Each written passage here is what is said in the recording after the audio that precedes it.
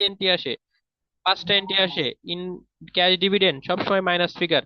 তাহলে ইস্যু বড় সাইন, কোনো কিছু ইস্যু ব্রো সাইন, ইস্যু বড় sign, long term loan, short term loan, bank loan, mortgage loan যদি ইস্যু বড় সাইন করে তাহলে কোন ফিগার?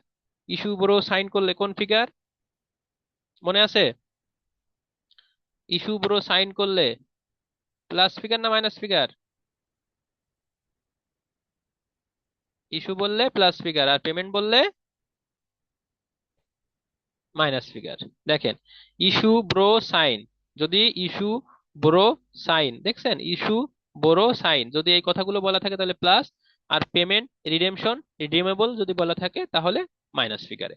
তাহলে কোনো কিছু যদি ইস্যু ব্রো সাইন বলা থাকে, এক কথায় কোনো কিছু, সেই 5টা এন্ট্রির নাম ভুলে যাবেন না। তবে সংক্ষেপে আরো বলে দিলাম, কোনো কিছু যদি ইস্যু ব্রো সাইন বলা থাকে তাহলে কোন ফিগার? তাহলে হচ্ছে প্লাস ফিগার। আর পেইড পেমেন্ট রিডেমশন বলা থাকলে মাইনাস ফিগার। কি বললাম? ইস্যু বড় সাইন বললে প্লাস ফিগার ফাইন্যান্সিং অ্যাক্টিভিটিস এর জন্য, ইস্যু বড় সাইন বললে plus figure, paid payment redemption বললে মাইনাস ফিগার। ইস্যু বড় সাইন বললে কোন figure? Plus figure. Paid payment redemption বললে মাইনাস ফিগার। লক্ষ্য করেন, Navana limited had the following activities. 2014 সাল, 2015 সাল বিভিন্ন পার্টে, third year, second year, fourth year, কোনো না কোনো জায়গায় এটা এসেছে, মানে প্রত্যেক জায়গায় এটা এসেছে। 1 নম্বর এন্ট্রি বলছে পেমেন্ট অফ মেশিন পার্সেস। আচ্ছা, মেশিন তো স্থায়ী সম্পদ, এটা যাবে কোথায়? ইনভেস্টিং এ। এটা যাবে কোথায়? ইনভেস্টিং এ। তার মানে এই এন্ট্রিটা এখানে আর আসবে, এই এন্ট্রিটা এখানে আর আসবে না, মানে ফাইন্যান্সিং এ আর আসবে না। Sales of investment for cash, investment sales করছি, ইনভেস্টমেন্ট কোথায়? ইনভেস্টিং অ্যাক্টিভিটিস, এখানে আর আসবে না। ইস্যু অফ কমন স্টক, হ্যাঁ এই এন্ট্রিটা আসবে। ইস্যু অফ কি? Common stock. এই কমন স্টক এর এই এন্ট্রিটা আসবে। Common stock, prefer stock, treasury stock. Issue বড় সাইন করলে প্লাস ফিগার। কি বলেছি? ইস্যু বড় সাইন করলে প্লাস ফিগার, তাহলে এই 2,50,000 কি হবে? প্লাস ফিগারে হবে। এরপরে আসে ক্যাশ ডিভিডেন্ড। ক্যাশ ডিভিডেন্ড কোথায় আসবে? ফাইন্যান্সিং এ আসবে। সবসময় কোন figure? Minus figure. Purchase of treasury stock বলেছি, বিশেষ ধরনের শেয়ার ট্রেজারি স্টক পার্সেস করলে মাইনাস, সেলস করলে প্লাস। তারপর হচ্ছে sales of treasury stock, sales করলে কি? প্লাস, পারচেস করলে কি? মাইনাস। ট্রেজারি স্টক কোন পার্টের? ফাইন্যান্সিং অ্যাক্টিভিটিস এর। তাহলে ফাইন্যান্সিং অ্যাক্টিভিটিস এর কোন এন্ট্রিটা আসবে? Common stock, plus figure. Common stock issue ব্রো সাইন করলে প্লাস, পেইড পেমেন্ট রিডেমশন করলে মাইনাস। ক্যাশ ডিভিডেন্ড সবসময় minus. Purchase of treasury stock, purchase করলে কি?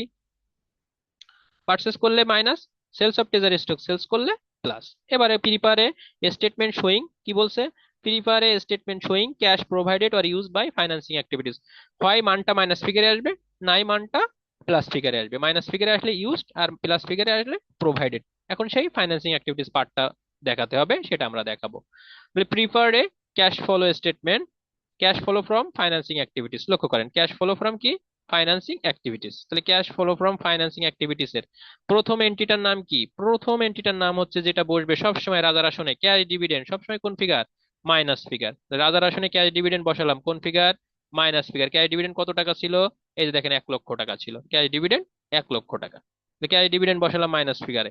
এরপরে আছে পার্সেস অফ ট্রেজারি স্টক, ঠিক আছে।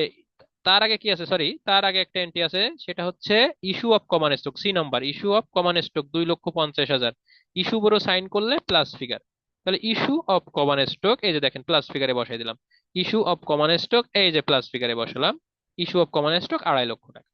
পার্সেস অফ ট্রেজারি স্টক 40,000, তাহলে পার্সেস করেছে, পার্সেস করলে কোন ফিগার? পার্সেস করলে মাইনাস ফিগার। সেলস করলে কোন figure? Sales of treasury stock, sales করলে প্লাস ফিগার। তাহলে যোগ বিয়োগ করেন, 1 লক্ষ, 2.5 লক্ষ থেকে 1 লক্ষ বাদ দিলে 1.5 লক্ষ, 1.5 লক্ষ থেকে 40,000 বাদ দিলে 1,10,000, 1,10,000-এর সাথে 10,000 যোগ করলে 1,20,000। এটা কোন ফিগারে বের হলো? প্লাস ফিগারে। তাহলে কি নাম হবে? Net cash provided by financing activities. Net cash provided by financing activities. এই ছিল ফাইন্যান্সিং অ্যাক্টিভিটিস এর পার্ট। সমস্যা আছে? দেখেন সেম ভাবে, সেম ভাবে আরেকটা ফাইন্যান্সিং অ্যাক্টিভিটিস এর পার্ট আপনি দেখাই দিই।